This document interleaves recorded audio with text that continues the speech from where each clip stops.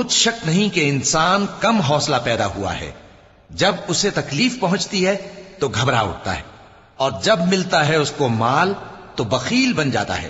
مگر نماز ادا کرنے والے جو نماز کا التزام رکھتے اور ہمیشہ پڑھتے ہیں، اور جن کے مال میں حصہ مقرر ہے، یعنی مانگنے والے کا اور نہ مانگنے والے کا، اور جو روز جزا کو سچ سمجھتے ہیں، اور جو اپنے پروردگار کے عذاب سے خوف رکھتے ہیں، بے شک ان کے پروردگار کا عذاب ہے ہی ایسا کہ اس سے بے خوف نہ ہوا جائے۔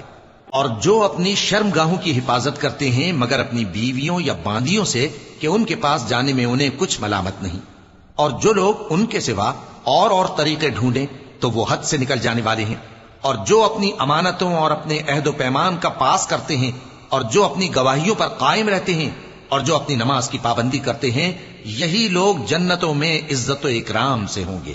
تو اے نبی، ان کافروں کو کیا ہوا ہے کہ تمہاری طرف دوڑے چلے آتے ہیں، دائیں اور بائیں سے گروہ گروہ ہو کر جمع ہوتے جاتے ہیں؟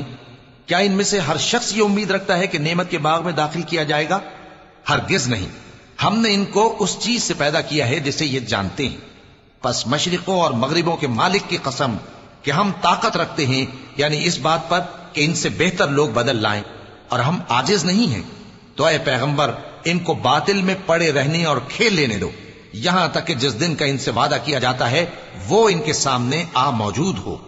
اس دن یہ قبروں سے نکل کر اس طرح دوڑیں گے جیسے کسی مقابلے کے نشان کی طرف دوڑے جا رہی ہوں۔